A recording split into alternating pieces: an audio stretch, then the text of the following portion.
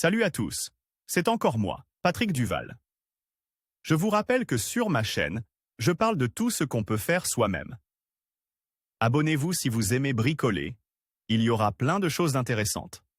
Et maintenant, passons directement au sujet de cette Des vidéo. réparations dans la salle de bain, ainsi que dans la conception du tablier de la cuisine, le revêtement peut être réalisé non pas avec des carreaux, mais avec du plâtre ordinaire, juste correctement décoré et peint avec une composition protectrice. C'est beaucoup moins cher, mais c'est encore mieux que la plupart des collections de carreaux. Examinons cette technologie plus en détail. Procédé d'imitation de carreaux. Les murs avant la finition décorative doivent être enduits. Il est nécessaire de réaliser des plans réguliers et des angles droits. Après séchage, les murs sont recouverts d'une couche d'apprêt. Ensuite, le plâtre est préparé jusqu'à obtenir la consistance d'une crème aigre épaisse. Il est appliqué à l'aide d'une large spatule sur un mur, de haut en bas, en une couche de 3 à 5 mm. Environ 1 à 2 mètres de murs sont enduits à la fois. Pendant que le plâtre est encore frais, vous devez créer une texture en appliquant et en tirant le fer métallique ou la truelle. Le motif doit être chaotique, de sorte que la direction de la truelle peut être modifiée, de même que la force de pression. Après avoir appliqué la texture, vous devez enduire la zone suivante et la décorer.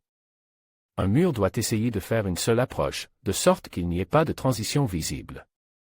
Lorsque l'enduit ne colle plus, il faut lisser le motif à l'aide d'une spatule humide. Il est inutile d'essayer d'atteindre la perfection en une seule fois. Il est nécessaire de passer rapidement sur l'ensemble du mur, puis de répéter l'opération avec une truelle humide autant de fois que nécessaire. Il s'agit simplement d'enlever les saillies de plâtre, tout en conservant les creux. Ensuite, il faut découper des imitations de joints. Pour ce faire, on applique une règle sur le niveau et on coupe le plâtre. Cette opération s'effectue à l'aide d'un grattoir artisanal. Il peut être découpé dans une chute de profil. Si la vitesse de travail est faible et que le plâtre agrippe, il est préférable de couper à l'aide d'une lime. Lorsque le plâtre est sec, il doit être peint en 2 couches avec un apprêt à pénétration profonde teinte dans la couleur souhaitée. L'intervalle entre les couches est d'au moins 2 heures. L'apprêt est appliqué au rouleau. Les joints doivent être peints à l'aide d'un petit pinceau et d'un apprêt de couleur plus foncée. Cela fera mieux ressortir les carreaux. Lorsque les murs sont secs après l'application de l'apprêt, il convient de les rendre résistants à l'humidité en appliquant une résine époxy optiquement claire. Cette opération s'effectue à l'aide d'un petit rouleau de velours. L'application se fait en couches fines afin d'éviter les coulures. Sa consommation pour 15 mètres carrés de mur s'est avérée être de 800 ml, vous devez donc l'acheter en calculant approximativement cette quantité.